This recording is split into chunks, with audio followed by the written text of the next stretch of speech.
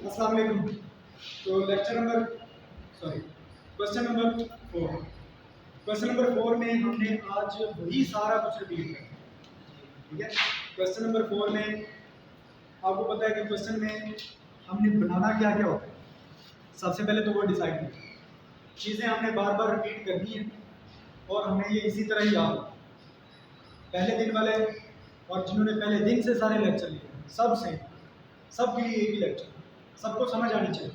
अगर कोई क्वेश्चन में समझ नहीं आती बात तो फौरन उसको रिपीट करेंगे, पूछेंगे कि ये क्या है, इसका मतलब क्या है, ठीक है। अच्छा, हमने क्वेश्चन में प्रॉफिट या लॉस मालूम करना। मेन मकसद क्या है, क्या मालूम करना? प्रॉफिट या लॉस। अब प्रॉफिट या लॉस मालूम करने के लिए जो स्टेटमेंट बनाई जाती है उसका नाम क्या है? स्टेटमेंट ऑफ यही नाम है उसका, स्टेटमेंट ऑफ प्रॉफिट और लॉस, ठीक है।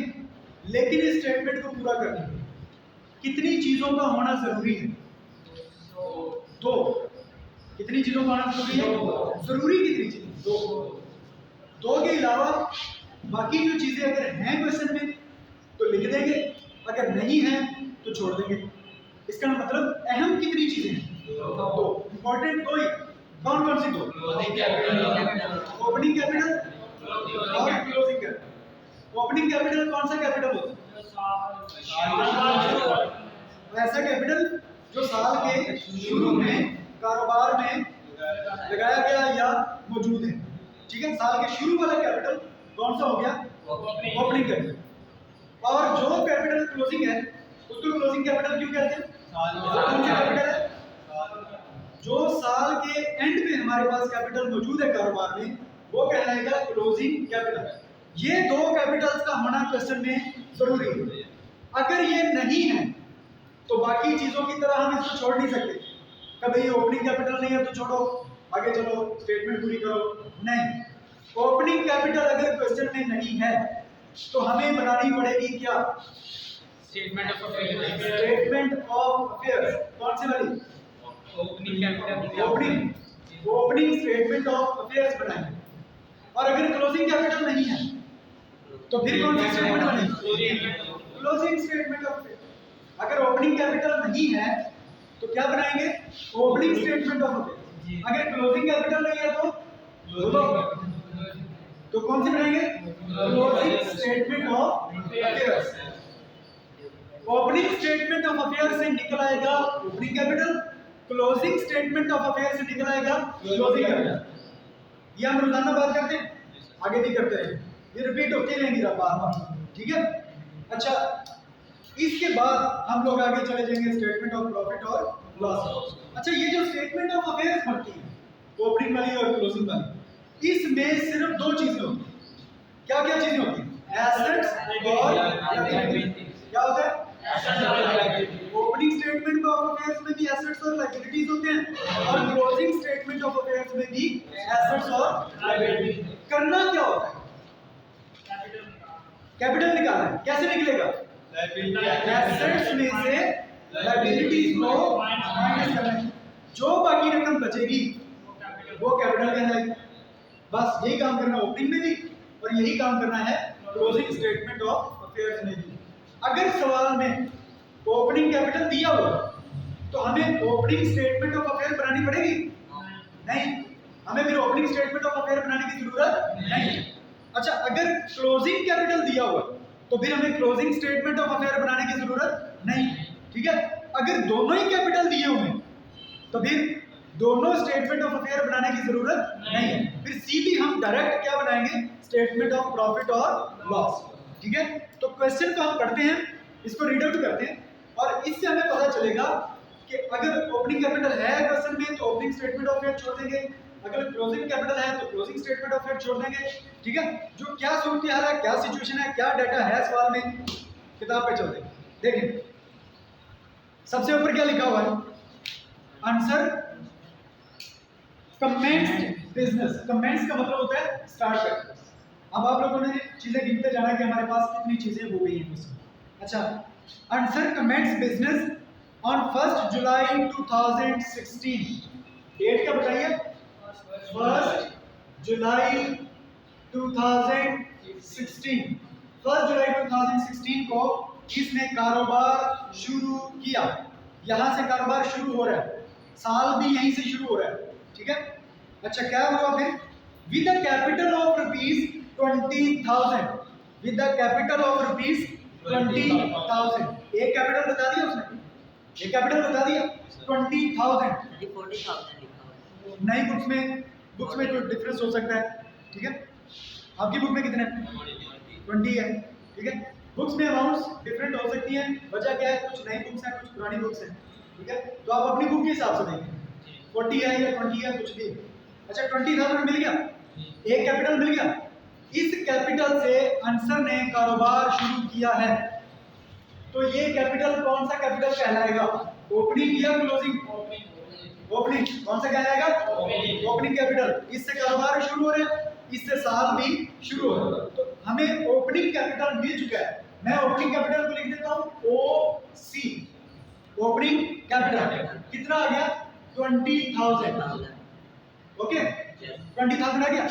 अच्छा, अब हमें ओपनिंग कैपिटल चूंकि मिल चुका है, तो ओपनिंग स्टेटमेंट ऑफ अफेयर बनाने की जरूरत नहीं है।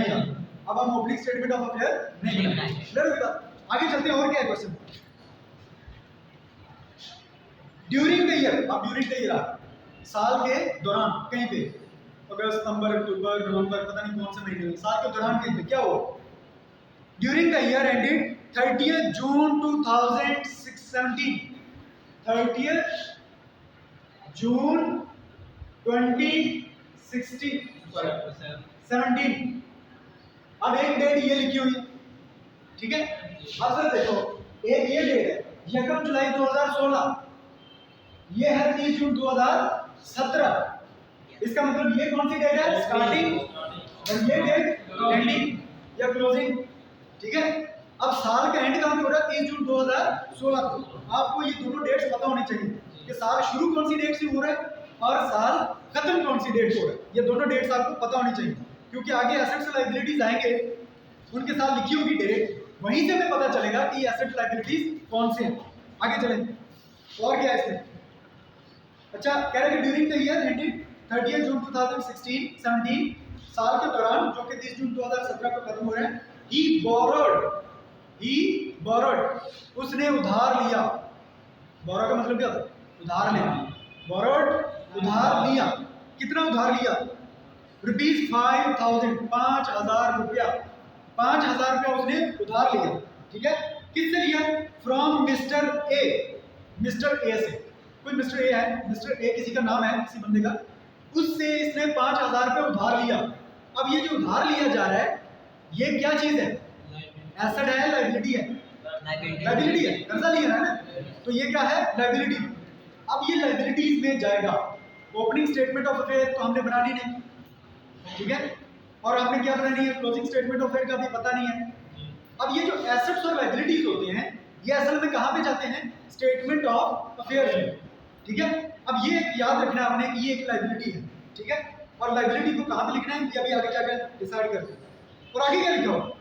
And introduced a further capital of rupees 2,000, और उसने इंट्रोड्यूस करवाया फर्दर कैपिटल, मजीद कैपिटल।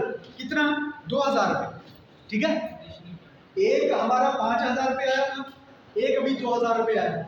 5,000 रुपये क्या था? लायबिलिटी। अब ये 2,000 रुपये क्या चीज है? Further capital. इसको और क्या कहते हैं? फर्दर कैपिटल, एडिशनल कैपिटल भी कहते हैं। देखो, एक कैपिटल होता है साल के शुरू में, उसको कौन सा कैपिटल कहते हैं? Opening capital.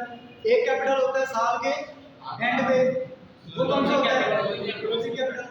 अब ये जो साल के दरमियान में आ गया है, इसको क्या नाम देंगे?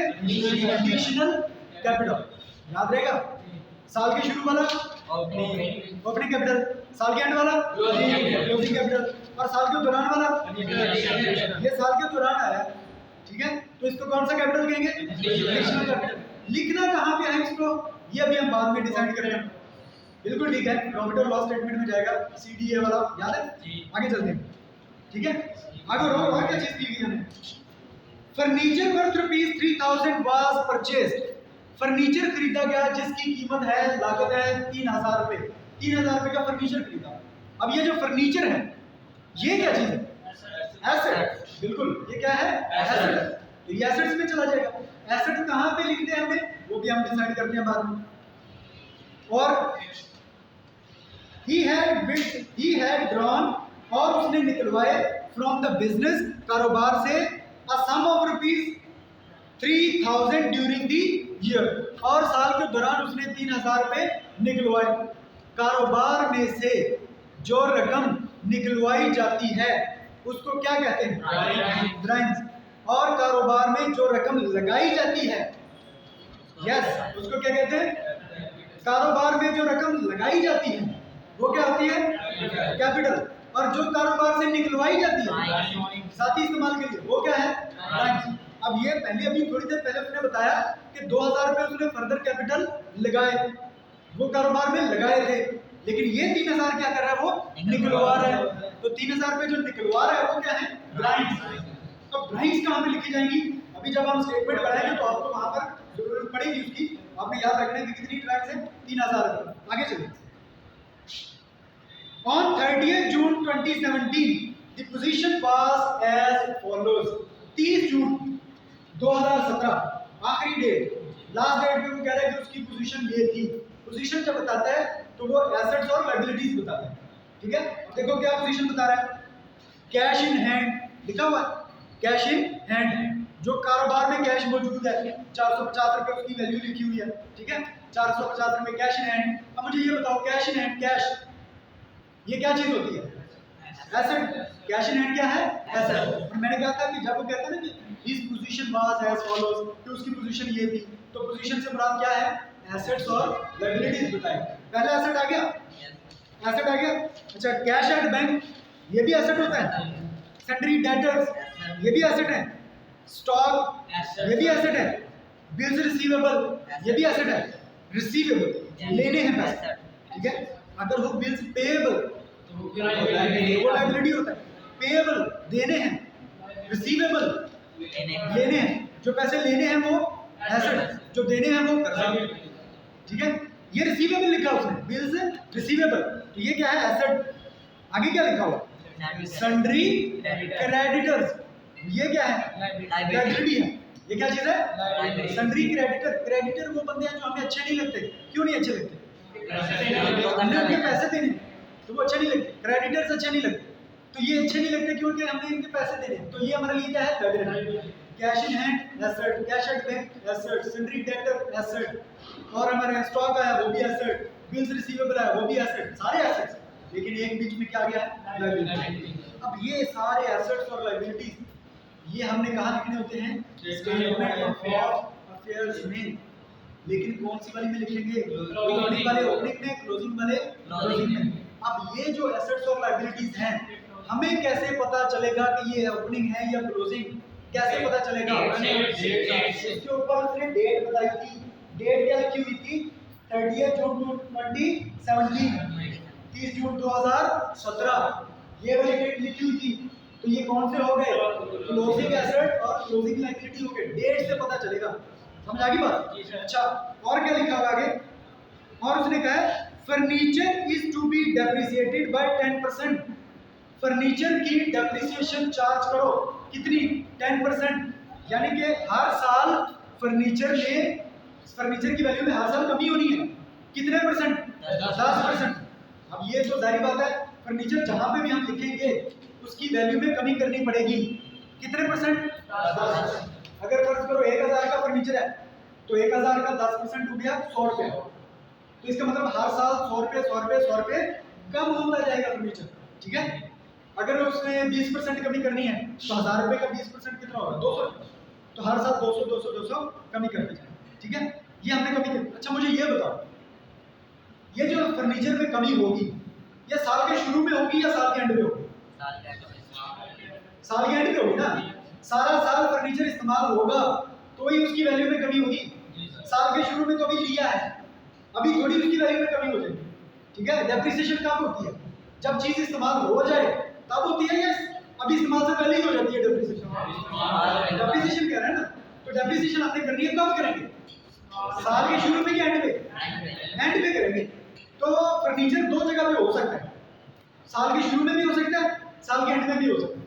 तो हम लोग डेप्रिसिएशन कब माइनस करेंगे? साल के शुरू में या एंड में? एंड में करेंगे। दो स्टेटमेंट ऑफ अफेयर बनती है, एक साल के शुरू में बनती है, एक साल के एंड में बनती है। अब मुझे बताओ डेप्रिसिएशन कौन सी स्टेटमेंट ऑफ अफेयर में फिर माइनस करो? शुरू वाली में या एंड वाली? एंड वाली, यानी कि ओपनिंग स्टेटमेंट ऑफ अफेयर में या क्लोजिंग?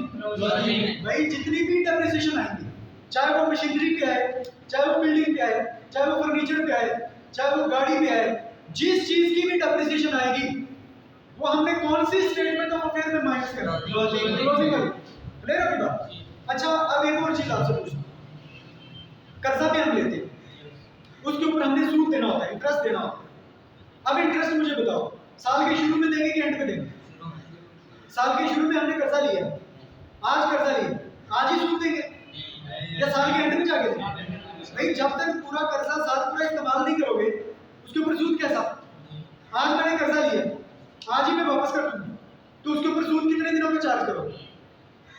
मैंने आपसे फर्ज कर, मैंने बैंक से कर्जा लिया, आज लिया है, उसने कहा जी मैं साल का 12% सूद दूंगा, मैंने कहा ठीक है डन। मैंने आज कर्जा लिया, मेरा मूड बदल गया, मैं आज ही वापस करा, कितने महीनों का सूद लेगा वो मुझसे? भाई मैंने कितने महीने इस्तेमाल किया ही नहीं है, एक दिन भी नहीं किया, तो मुझसे सूद कैसा लेगा? वो नहीं लेगा। ठीक है, इसी तरह जब तक आप पूरा साल चार्ज, ये जो कर्जा है, लायबिलिटी है, इसको इस्तेमाल नहीं करोगे तो आपके ऊपर कैसे वो इंटरेस्ट चार्ज कर सकते हैं? नहीं कर सकते। जब तक आपके साथ उसकी कमिटमेंट घंटों की या मिनटों की, या वैसे तो बैंक घंटों मिनटों का भी कर्जा इंटरेस्ट चार्ज कर लेते हैं। ठीक है, लेकिन आप एक जनरल चीज को समझो कि आपने 6 महीने का कर्जा लिया है, 6 महीने इस्तेमाल करोगे, तेरी सूद दोगे ना उसको। फर्नीचर लिया है, जब तक वो इस्तेमाल नहीं होगा उसकी डेप्रिसिएशन नहीं होगी। ठीक है, आपने मशीनरी ली है, उसकी 6 महीने साल इस्तेमाल करोगे, उसके बाद डेप्रिसिएशन चार्ज होगी। तो कहने का मतलब ये है, ये सारा कुछ समझाने का मकसद ये है कि डेप्रिसिएशन चार्ज करनी है तो कौन सी स्टेटमेंट ऑफ अफेयर में होगी चार्ज? Closing statement. इंटरेस्ट पे करना है, कौन सी स्टेटमेंट में होगा? Closing. Opening statement of affair में ना कोई डेप्रिसिएशन चार्ज होती है, ना कोई इंटरेस्ट पे होता है, कुछ भी नहीं होता। सारा कुछ जो कुछ भी एडलेस होना है वो कहाँ होना है? Closing statement of affair. Opening में नहीं, कौन सी में? क्लोजिंग। डेप्रिसिएशन फर्नीचर में से माइनस होनी है कब? साल के एंड में या शुरू में? भाई एंड में होनी। तो साल के एंड में कौन सी स्टेटमेंट ऑफ अफेयर बनती है? Closing statement of affair. Clear होगी बात? तो याद रखो, स्टेटमेंट जब ओपनिंग स्टेटमेंट ऑफ अफेयर है उसमें कुछ भी एडलेस नहीं, उसमें कुछ भी ये चीजें एडलेस नहीं होगी। ये सारा कुछ जो भी प्लस माइनस होना है ये कहाँ पे होना है? Closing statement. ठीक है, इतना जोर जो मैंने लगाया ना, ये सारा कुछ बस यही बताने के लिए। ओपनिंग में जितने जितने एसेट दिए उतने उतने लिखे, जितनी जितनी लायबिलिटी दी है उतनी उतनी लिखे। ओपनिंग स्टेटमेंट ऑफ अफेयर में कुछ प्लस माइनस, जो कुछ भी प्लस माइनस होना है वो क्लोजिंग स्टेटमेंट। डेप्रिसिएशन माइनस करनी है एसेट्स में से, तो कौन सी स्टेटमेंट ऑफ अफेयर? क्लोजिंग। ठीक है, कर्जों में इजाफा कभी जो कुछ भी हो रहा है तब होगा क्लोजिंग। ओपनिंग वाली में कुछ नहीं होना, जो एसेट्स हैं सेम एज इट इज लिख दो, जितनी लायबिलिटीज हैं सेम एज इट इज लिख दो। हो गया? समझ आ गया? शुरू करें अब आगे और चले। क्या डेप्रिसिएशन चार्ज करनी है, हमें माइनस करनी है फर्नीचर में से, कौन सी स्टेटमेंट ऑफ अफेयर में? ये समझाने का मकसद। हो गया? आगे चलो। क्या है? Certainly profit or loss made by answer during the year ended 30th June 2017। समझ आ गई बात? अच्छा मुझे ये बताओ, ये बताओ, पहली लाइन में उसने कहा था कमेंस बिजनेस, बिजनेस शुरू हुआ एक कैपिटल के साथ, वो कैपिटल कितना था? 20,000। ठीक है, एक कैपिटल उसने बता दी, वो अपनी कैपिटल बता दी। ठीक है, पूरा क्वेश्चन हमने पढ़ा, कहीं पे उसने क्लोजिंग कैपिटल बताया नहीं, क्लोजिंग कैपिटल उसने नहीं बताया। एंड वाली लाइन में उसने क्या कहा? क्या मालूम करो, मालूम क्या रिक्वायरमेंट क्या है? एंड वाली लाइन में क्या पूछा? प्रॉफिट और लॉस। क्या मालूम करो? प्रॉफिट और लॉस मालूम करने के लिए हमने लेक्चर के शुरू में बोला था, तो प्रॉफिट और लॉस मालूम करने के लिए दो चीजों का होना जरूरी है। कौन कौन सी दो? ओपनिंग कैपिटल और क्लोजिंग कैपिटल। ओपनिंग कैपिटल उसने हमें बता दिया, क्या उसने क्लोजिंग कैपिटल बताया? नहीं बताया। जब क्लोजिंग कैपिटल भाई साहब नहीं बताया तो हमें क्लोजिंग कैपिटल पहले मालूम करना है। और याद रखो क्लोजिंग कैपिटल मालूम करने के लिए क्या बनाना पड़ेगा? स्टेटमेंट। ठीक है, जो लोग पहले दिन आए हो देखो ध्यान से समझो, स्टेटमेंट ऑफ अफेयर बनानी पड़ेगी, क्लोजिंग स्टेटमेंट ऑफ अफेयर। ठीक है, अब स्टेटमेंट कोई भी बने उसके ऊपर पहले 3 लाइनें लिखी जाती है। पहली लाइन में हम लोग लिखिए नेम, नाम क्या होगा? Answer, answer. दूसरी लाइन में लिखा जाएगा उस स्टेटमेंट का नेम, तो हम जो बनाने जा रहे हैं उस स्टेटमेंट का नाम है statement of affairs, statement of affairs. Okay, समझ आ गया?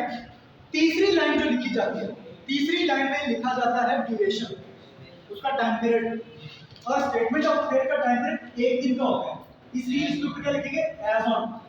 अब हम लोग कौन सी बनाने जा रहे हैं? क्लोजिंग वाली, तो क्लोजिंग डेट लिख दो। अगर आप ओपनिंग बनाने लगे हो तो ओपनिंग डेट लिखो, 2 डेट्स लिखी हैं जहां से साल शुरू हुआ 1 जुलाई 2016, 30 जून 2017 पे खत्म, ये ओपनिंग डेट, ये क्लोजिंग डेट। हम स्टेटमेंट कौन सी बनाना चाह रहे हैं? क्लोजिंग, तो डेट भी कौन सी लिखेंगे? क्लोजिंग। 30th जून 2017, यही है क्लोजिंग डेट। अब उसके नीचे बनाओ स्केच, स्केच बनाना।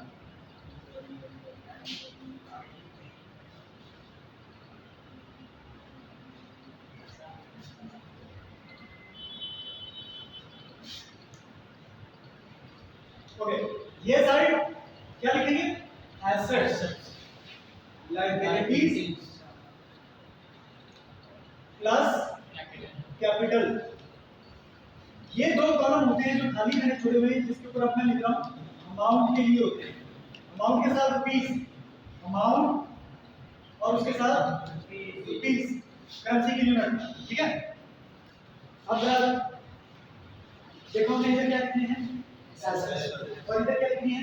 लायबिलिटीज। एसेट्स में से लायबिलिटीज को माइनस करेंगे, बाकी का बचेगा कैपिटल। इस लेक्चर के शुरू में हमने ये बोला था कि स्टेटमेंट ऑफ अफेयर्स में 2 चीजें आती हैं, एसेट्स, लायबिलिटीज। एसेट्स में से लायबिलिटीज को माइनस करेंगे, बाकी का बचेगा कैपिटल। वो कैपिटल कौन सा होगा? वो ये वाला कैपिटल होगा, 30 जून 2017 यानी कि क्लोजिंग। ठीक है, अब हमें क्या चीजें चाहिए? एसेट्स। भाई साहब एसेट कौन से? जिसके साथ ये डेट लिखी हो। अब जरा बुक में जाओ, बुक में कैश इन हैंड, बुक में जाके आखिरी जो हमने पैराग्राफ पढ़े थे उसमें डेट लिखी हुई थी, his position was as follows. बताया था his position was as follows. क्या पोजीशन थी? उसमें नीचे उसने एसेट्स बताए हुए थे। Asset number 1 cash in hand, books ले आओ। कैश इन हैंड कितना? 450। कैलकुलेटर क्या है? एसेट्स का टोटल करके जो साथ। ठीक है, क्या पहला एसेट आ गया? दूसरे एसेट का नाम क्या है? Cash at bank. कितना? 2050, 250 है नहीं सर 25 2500। ओके, आगे दो एसेट हो गए। तीसरे एसेट का नाम क्या है? Sundry debt, sundry debtors. Okay, sundry को मैं एस लिख रहा हूं, एस डेटर्स। आप लोग पेपर में इसको कंप्लीट लिखना है, सन्ड्री डेटर्स। अमाउंट कितनी है? 4050 रुपए जमा करते जो सारे एसेट साथ साथ। आगे स्टोर, ठीक है, आगे चौथे एसेट का नाम क्या है? स्टॉक। स्टॉक कितने? 7000। ओके, उसके बाद है एसेट बिल्स रिसीवेबल। मैं इसको लिख देता हूं B/R, बिल्स रिसीवेबल। कितनी अमाउंट है? 1800, 1800। ओके, सारे हो गए एसेट पूरे। उसके बाद लिखा हुआ है सन्ड्री क्रेडिटर्स। सन्ड्री क्रेडिटर्स, तो सन्ड्री क्रेडिटर एसेट नहीं है, सन्ड्री क्रेडिटर क्या है? लायबिलिटी है, तो उसको इधर लिखो लायबिलिटी वाली साइड, एस क्रेडिटर्स। एस मतलब 750, एस का मतलब सन्ड्री 750, 750। बस एक ही लायबिलिटी थी ना। अब जरा इधर ध्यान करो, गौर करो जरा क्या करने लगे हम। सारे एसेट लिख लिए? नहीं लिखी अभी, अभी कुछ एसेट बाकी है। याद रखिए, ड्यूरिंग द ईयर एक एसेट खरीदा था, ड्यूरिंग द ईयर एक एसेट खरीदा था, फर्नीचर। और ड्यूरिंग द ईयर एक उधार भी लिया था, ड्यूरिंग द ईयर एक उधार भी लिया, ठीक है। मिस्टर ए से, याद आया, मिस्टर ए से हमने उधार भी लिया था 5,000 रुपए लिया था। उधार जो लिया था वो कहाँ है, लायबिलिटी से। और जो फर्नीचर खरीदा था वो कहाँ है, इसके अलावा कोई और एसेट लायबिलिटी नहीं, इसके अलावा ड्राइंग्स। लेकिन हमने यहाँ पे ड्राइंग तो नहीं लिखी, ड्राइंग है इसमें, हमने क्या लिखा है, सिर्फ एसेट्स और लायबिलिटी। फर्नीचर एसेट है, आएगा ये।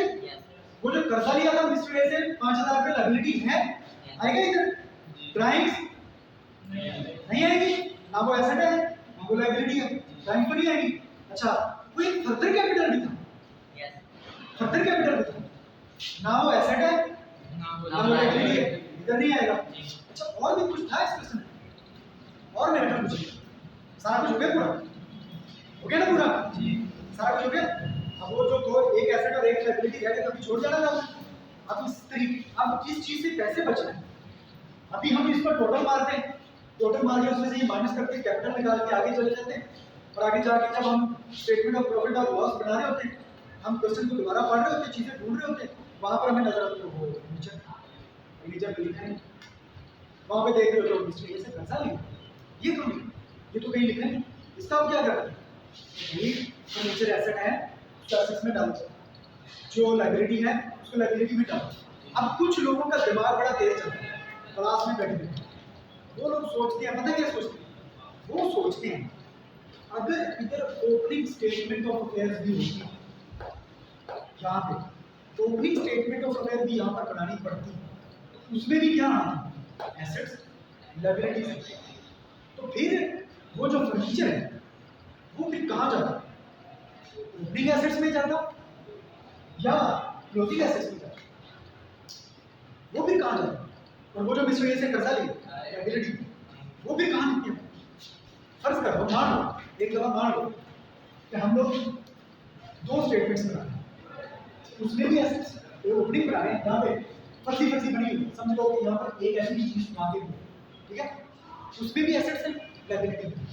अब मुझे बताओ, मैं अगर आपसे पूछूं कि ये मिस्टर ए से कर्जा लिया, वो इस लायबिलिटी में लिखना है या इस लायबिलिटी में, ओपनिंग में लिखना है या क्लोजिंग में लिखना है, क्लोजिंग में है, ओपनिंग में है।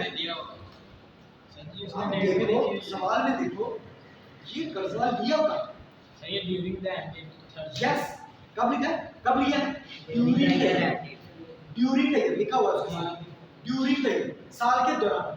अब मुझे बताओ, क्या ये साल के शुरू में था, क्या जब ये साल शुरू हुआ उस वक्त ये कर्जा था, तो फिर ओपनिंग स्टेटमेंट में इसका जाना पड़ता है, नो सर, क्लोजिंग में जाए, जब साल एंड हुआ उस वक्त ये कर्जा था, जी बिल्कुल था, साल के दौरान लिया ना, तो उस वक्त साल जब खत्म हुआ उस वक्त भी कर्जा हमारे सर पे था।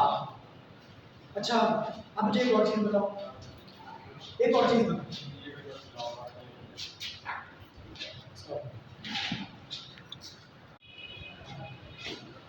अच्छा अब बताएं, अब जरा ध्यान से बात सुनो, ध्यान से, साल के दौरान अगर कोई एसेट या कोई लायबिलिटी आ जाए, साल के दौरान कोई भी एसेट आ जाए, कोई भी लायबिलिटी आ जाए, तो उसको हम कहाँ पे लिखें, याद रखो, जो साल के दौरान चीज आई है वो साल के शुरू में मौजूद नहीं थी, उसको अपने साल की शुरू वाली ओपनिंग स्टेटमेंट में लेना है, उसको कहाँ पे लेके जाना है, क्लोजिंग स्टेटमेंट। याद रहेगी बात, जो एसेट जो लायबिलिटी साल के दौरान आएगी वो कौन सी स्टेटमेंट में लिखी जाएगी, एंड वाली, क्लोजिंग। ओपनिंग में वो एसेट या लायबिलिटी नहीं लिखा जाएगा। एक चीज क्लियर। अब कुछ लोगों को कंफ्यूज करने के लिए ये जो क्वेश्चन में एक स्टेटमेंट ऐसे दी जाती है, बच्चे बड़े उसमें परेशान होते हैं, पहले स्टेटमेंट बताऊंगा फिर उसका हल भी बताऊंगा। ये कौन सी डेट है, यकम जुलाई, ठीक है, कौन सी डेट है, यकम जुलाई 2016, यहाँ से साल शुरू हुआ है। अब मुझे बताओ, अगर यकम जुलाई को यह फर्नीचर खरीदा जाता, यकम जुलाई 2016 को यह फर्नीचर खरीदा जाता और यकम जुलाई 2016 को ही वो कर्जा लिया जाता, अगर यकम जुलाई को ही वो कर्जा लिया जाता, फिर वो कौन सी स्टेटमेंट ऑफ अफेयर में जाता, ओपनिंग वाली में या क्लोजिंग वाली? हो गया ना कंफ्यूजन हो गया?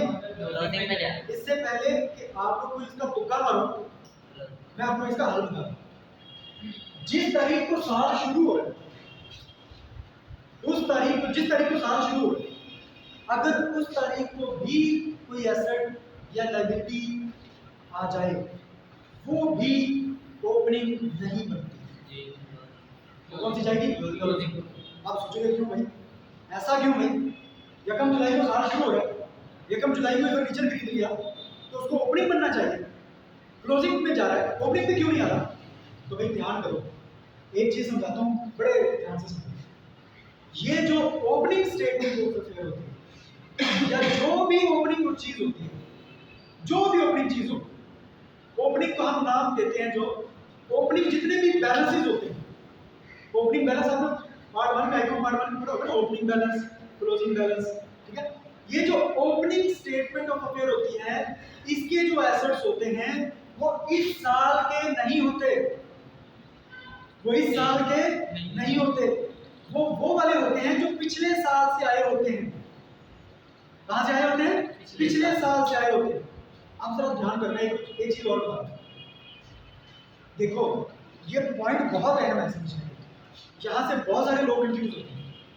देखो हम कारोबार कर रहे हैं, कई सालों से हमारा कारोबार चल रहा है, यकम जनवरी 2014 और लास्ट डेट है 31 दिसंबर 2014, ठीक है? हमारा एक साल खत्म, फिर अगला साल शुरू हो 2015। कौन सी तारीख को शुरू हो? कौन सी तारीख को? यकम जनवरी 2015। खत्म कब हो? 31 दिसंबर 2023, यहाँ पे खत्म हो। अब जरा समझो, इस डेट, ये है हमारी ओपनिंग डेट और ये है हमारी ओपनिंग डेट, ये है क्लोजिंग डेट और ये भी है क्लोजिंग डेट। समझ आ गई? हम लोग ये वाला जब साल खत्म होगा ना 2014 वाला, जब साल खत्म होगा, इस साल के एंड में हम लोग एक बैलेंस शीट बनाते हैं। अकाउंट पार्ट 1 में आपने पढ़ी होगी बैलेंस शीट। बैलेंस शीट में भी तो यही होता है, एसेट्स और लायबिलिटीज और कैपिटल यही होता है। हमने इसमें शुरू में भी पढ़ा कि ये जो स्टेटमेंट ऑफ अफेयर है, ये असल में बैलेंस शीट की ही किस्म है, बैलेंस शीट की किस्म है। भाईजान इस डेट को, ये जो क्लोजिंग डेट है, पिछले साल की जो क्लोजिंग डेट है, इस डेट पे जितने एसेट्स, जितने भी एसेट्स और जितनी भी लायबिलिटीज होंगी, वो एसेट्स और लायबिलिटीज इस साल की क्या कहलाएंगी? क्लोजिंग, क्लोजिंग एसेट्स और क्लोजिंग लायबिलिटीज। समझ आ रही बात? कुछ लोग मेरे पॉइंट को पहुंच गए तो मैं क्या कहने लगा। ये एसेट्स और लायबिलिटीज क्या है? क्लोजिंग। कौन से साल के लिए? 2014 के लिए क्लोजिंग एसेट, क्लोजिंग लायबिलिटी। अगले साल क्या होगा? ओपनिंग। अगले ही दिन 31 दिसंबर के बाद कौन सा आएगा? यकम जनवरी। यकम जनवरी जैसे ही आएगा, ये अगले साल के लिए यही एसेट्स और लायबिलिटीज क्या बन जाएंगे? ओपनिंग। अब जरा समझ आया कि किसी भी साल के जो ओपनिंग एसेट्स और लायबिलिटीज होते हैं, वो उस साल के नहीं होते, वो कहां से आते हैं? वो पिछले साल के होते हैं। समझाई बात? पिछले साल के जो क्लोजिंग होते हैं, वो अगले साल के ओपनिंग कहलाते हैं। समझाई बात? अब मैंने क्या पूछा था कि अगर फर्नीचर कौन सी तारीख को खरीदा जाए? फर्स्ट करो, यकम जनवरी को अगर कोई फर्नीचर खरीदा है तो बताओ तो कौन से साल में आ रहा है? 15 में आ रहा है या 14 में आ रहा है? तो कब खरीद रहे हैं? 15 में खरीद रहे हैं। क्या वो पिछले साल से आया है? पिछले साल से ट्रांसफर हुआ है? नहीं। ओपनिंग एसेट और ओपनिंग लायबिलिटी हमेशा वो होता है जो पिछले साल से आगे ट्रांसफर हुआ। समझा नहीं बात अभी? अब अगर यकम जनवरी यानी कि स्टार्टिंग डेट पे भी कोई एसेट आएगा तो वो ओपनिंग एसेट नहीं कहलाएगा। क्यों? क्योंकि ओपनिंग एसेट कौन सा होता है? जो पिछले साल से आएगा। तो जो खरीद या आप यकम जनवरी को रहे हो, क्या वो पिछले साल से आया है? नहीं। उसको ओपनिंग कहा जा सकता है? नहीं। वो फिर कहा जाएगा? क्लोजिंग में। लॉजिक समझ आ गया? जी सर। समझ आ गया लॉजिक? अब वो फर्नीचर मैंने इसीलिए आपको ये सारी कहानी इसलिए सुनी। अगर वो फर्नीचर जो कहा उसने ड्यूरिंग द ईयर खरीदा, अब ड्यूरिंग द ईयर जो खरीदा है वो ओपनिंग में नहीं जा सकता। क्यों नहीं जा सकता भाई? वो पिछले साल से ट्रांसफर नहीं हुआ। अब आपसे कोई भी पूछे कि भी वो 5,000 रुपये मिस्टर से कर्जा लिया ड्यूरिंग द ईयर, उसको ओपनिंग लायबिलिटी में डालोगे कि क्लोजिंग में डालोगे? अब उसको हम क्लोजिंग में डालेंगे। क्यों भाई? क्योंकि वो पिछले साल से ट्रांसफर नहीं हुआ। समझ आ गई बात? पिछले साल का जो क्लोजिंग होता है वो इस साल का ओपनिंग में डालेंगे। समझ आ गई बात? अब आगे चलें। अब ऐसा एक क्वेश्चन आएगा आगे ऐसे, उसमें लिखा होगा यकम जनवरी को साल शुरू हुआ, यकम जनवरी को ही हमने इमीडिएटली फौरन, इमीडिएटली का मतलब होता है फौरन, फौरन ही हमने यकम जनवरी को ही हमने फर्नीचर खरीद लिया। क्या कर रहा है वो क्वेश्चन वाला? चक्कर देगा, आप लोगों को चक्कर देगा। क्या चक्कर देगा? कि बच्चा ये समझे कि ये ओपनिंग है भाई, यकम जनवरी को साल शुरू हो रहा है, यकम जनवरी को ऐसा खरीद लिया, तो बच्चा क्या समझेगा? स्टूडेंट क्या समझेगा? तो भाई ये ओपनिंग है। ओपनिंग समझ को ओपनिंग स्टेटमेंट में डालेगा, ओपनिंग स्टेटमेंट ऑफ अफेयर में डालेगा ओपनिंग कैपिटल गलत, ओपनिंग कैपिटल गलत तो मतलब प्रॉफिट एंड लॉस स्टेटमेंट गलत, मतलब आपका प्रॉफिट जो निकालेंगे या लॉस निकलेगा वो गलत। समझ गए हो बात? जी सर। जो भी यकम जनवरी से लेकर ऑनवर्ड जितनी भी चीजें एसेट और लायबिलिटीज आएंगी वो क्लोजिंग में जाएंगी। ओपनिंग सिर्फ वो चीज बनती है जो पिछले साल से ट्रांसफर होके आई। समझ आ गया? जी सर। अब अच्छा, ये हम इसको साफ कर देंगे। ये साफ में बनी चीजें। अब एक एसेट और एक लायबिलिटी आया था ड्यूरिंग द ईयर, फर्नीचर आया था और मिस्टर ए से 5,000 कर्जा लिया, वो कहाँ जाएगा? क्लोजिंग स्टेटमेंट ऑफ एसेट्स में लिखो फर्नीचर, फर्नीचर अकाउंट यार लिख लेना सबके साथ, अकाउंट सबके साथ। कितनी रकम? 3,000 था। अच्छा मैंने इसको लिख दिया भाई, इसके ऊपर मैंने लिख दिया रुपीस, मैंने इसकी रकम बाय की, बताओ। यस, क्या करना है अभी? उसने कहा था कि ये जो फर्नीचर है ये डेप्रिसिएट हुआ, इसकी डेप्रिसिएशन निकालनी है, इसमें से अभी डेप्रिसिएशन माइनस करनी है। तो वो कब होती है? मैंने पहले बताया डेप्रिसिएशन माइनस कब करती है? साल के शुरू में कि एंड पे? एंड पे। एंड पे करती है। डेप्रिसिएशन वाला चैप्टर किया था आई कंपार्टमेंट, डेप्रिसिएशन वाला चैप्टर क्या था? चलो छोड़ो। अच्छा 3,000 लिख दिया, वो भी आना है इसमें। अच्छा लेस करो इसमें से, लेस यहाँ पे क्या लिखेंगे? लेस, माइनस करनी है डेप्रिसिएशन, कमी हुई है फर्नीचर का, इजाफा नहीं हो, कमी करनी है, माइनस करनी है। डेप्रिसिएशन मैं लिख देता हूँ इसको डेप्थ, आपने पूरा लिख दिया डेप्थ, यहीं पे कैलकुलेट कर लेंगे कितनी बनेगी। 3,000 है ना फर्नीचर, तो 3,000 मल्टीप्लाइड बाय 10 डिवाइडेड बाय 100 तो कितनी बनी? 300। 3,000 में से 300 माइनस किया, बाकी रह गया 2700। फर्नीचर की बाकी वाली कितनी रह गई? 2700, मतलब 2,700। समझ आ गई? वो एसेट भी होगा। एक चीज रह गई है, वो है कर्जा। किससे लिया था? मिस्टर ए से। उसको कहां पे डालेंगे? एसेट्स में कि लायबिलिटीज में? लायबिलिटीज में। यहां पर लिखो लोन फ्रॉम मिस्टर ए।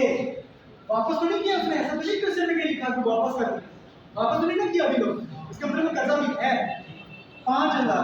5,000 का 2,000 5,000 5,000। ओके आप करो टोटल, ये आप ऐसे करो 18,500। 18,500 18,500 वही इधर टोटल कितने एसेट हो गए? 18,500। हमने करना क्या है? एसेट्स में से लायबिलिटीज को माइनस करना, यही टोटल इधर ले जाओ एसेट्स का। 18,500 टाइम बहुत हो गया। 18,500 में से ये दोनों लायबिलिटीज माइनस करो, 12,750। ये आंसर बिल्कुल ठीक है, क्योंकि पिछले साल जब मैंने पढ़ाया था तब भी इतना ही आया। बैलेंसिंग फिगर ओके जी सर। 12,750 ये है कैपिटल। कौन सा वाला? Closing capital। जो डेट कौन सी लिखी? Closing।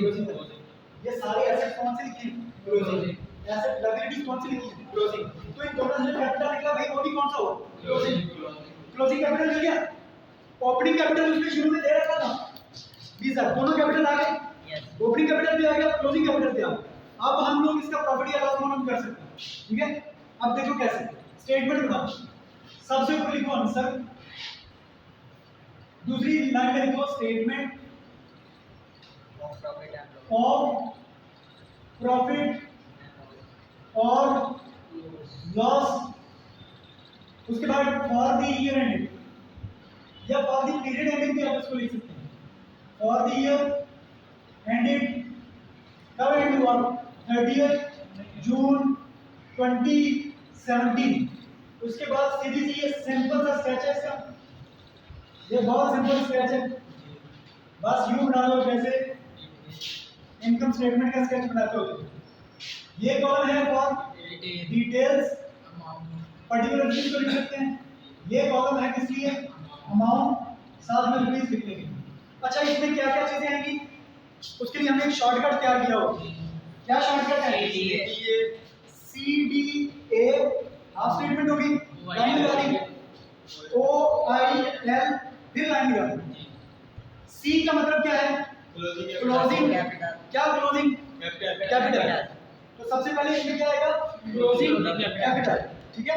अब 6 लफ्ज याद करो, CDA ऑयल, CDA ऑयल, रट्टा मारो, CDA ऑयल, बस वही 6 चीजें लिखना है। D के साथ आपने छोटा सा क्या करना है? D के साथ प्लस का निशान लगाना है, ठीक है, क्योंकि इस चीज में जमा होना है, बाकी सब में माइनस माइनस माइनस हो सकता है। हल हो गया सारा कुछ। C मतलब क्लोजिंग कैपिटल, सबसे पहले लिखो closing capital, closing capital, closing capital. Amount कितनी है? ये निकाला हमने, 12,750। क्लोजिंग कैपिटल आ गया। आगे लफ्ज कौन सा है? डी मतलब ड्राइंग्स, साथ निशान कौन सा है? प्लस। तो हमने क्या करना? उसको प्लस करना, इसके अंदर प्लस करो, ऐड, इधर लिखो ऐड, ये प्लस करना। क्या प्लस करना है? ड्राइंग्स। उसमें कितने पैसे निकला दो? ये वीडियो कितना निकलवाया? 3,000 जी। तो इधर लिखो 3,000, ड्राइंग्स कितनी है? 3,000, इनको जमा कर दो। अच्छा बेटा, 15,750। इधर हेलो बेटा, इधर ध्यान से समझो, पहले समझो इसको। पहले लेक्चर लिया हुआ नहीं लिया तो पहले इसको समझो, फिर पिछले या इधर पहले जाके वीडियो देखो, बाकी नहीं, फिर इसकी समझ आएगी। पहले ध्यान से इसको समझ लो। ये व्हाइट बोर्ड इधर ही है, ये मैंने साथ लिखा है। सबसे पहले क्या लिखना है? Closing capital. ये 6 लफ्जों के मुताबिक हमने चलते हैं। सी मतलब क्लोजिंग कैपिटल लिख दिया, फिर हमने ड्राइंग्स को उसमें जमा करना। 12,000 और ये हो गया 15,750, ये टोटल हो गया। ये जो लाइन है ये हमारी छोड़ दो, ठीक है। उसके बाद नीचे वाली लाइन में लिखो लेस, लेस, लेस क्या करना है? ए मतलब एडिशनल, एडिशनल क्या? Capital, additional capital. वो वाला ये एडिशनल कैपिटल कौन सा है? ओपनिंग वाला साल के शुरू वाला, क्लोजिंग वाला साल के एंड पे आ गया। एडिशनल कौन सा? जो साल के दौरान है। तो उसने क्वेश्चन में लिखा हुआ during the year he introduced the capital कितना? 2,000। कितना था? 2,000। वो है एडिशनल कैपिटल, उसको हम यहाँ पर लिखेंगे एडिशनल कैपिटल। एडिशनल कैपिटल कितना है? 2,000। लो 15,750 माइनस 2,000, 13,750। अब CDA और ये हो गया, आगे लाइन आ गई है। लाइन क्या बता रही है? आधी स्टेटमेंट हो चुकी है। अब इसको एक नाम दिया जाएगा, वो नाम क्या देना है? इसको कहना है adjusted capital at the end of the year 2017, या पूरी डेट लिख सकते हो 30 जून 2017, ये पूरी डेट समझ आ गई बात? आधी स्टेटमेंट होगी। आगे चलते, नेक्स्ट क्या वर्ड है? ओ का मतलब ओपनिंग कैपिटल। क्या ओपनिंग कैपिटल? ओपनिंग कैपिटल दिया था उसने शुरू में जी सर, ये हमें दिया होगा 20,000 रुपए, तो उसको भी क्या करेंगे हम? लेस, लेस करो opening capital, opening capital. Opening capital कितने हैं? 20,000। लो भाई, ये तो नेगेटिव में चलेंगे हम। 13,750 माइनस करो 20,000, माइनस 6,000, माइनस 6,000 250 250, ये तो माइनस में आ गया आंसर, ठीक है कोई बात नहीं, आगे चलो। आगे क्या, आई का मतलब इंटरेस्ट, कौन किस पे इंटरेस्ट, कैपिटल में, इंटरेस्ट ऑन कैपिटल। लेकिन इंटरेस्ट ऑन कैपिटल पूरे सवाल में कहीं पे नहीं है, जो चीज नहीं आ रही क्वेश्चन में उसको छोड़ दो, सिवाय दो चीजों के, ओपनिंग क्लोजिंग कैपिटल, ठीक है चीजें याद है ना, रिपीट आने से नहीं कर। ओपनिंग कैपिटल नहीं है, ओपनिंग स्टेटमेंट ऑफ अफेयर बना के निकालो, क्लोजिंग कैपिटल नहीं है, क्लोजिंग स्टेटमेंट ऑफ अफेयर बनाओ निकालो। लेकिन इन दोनों के अलावा अगर ड्राइंग्स ना हो क्वेश्चन में तो छोड़ दो, उसको खाली छोड़ो। अगर एडिशनल कैपिटल नहीं है तो छोड़ दो, उसको कैलकुलेट करने की जरूरत नहीं है, ठीक है आगे चलो। लास्ट वर्ड आ गया एल, एल मतलब लॉस या प्रॉफिट। अब ये जो रिजल्ट है ये या तो लॉस है या ये प्रॉफिट। अब ये क्या है, लॉस का कैसे पता चलता है, माइनस अगर आंसर आपका माइनस में है तो उसको क्या लिखेंगे, loss suffered during the year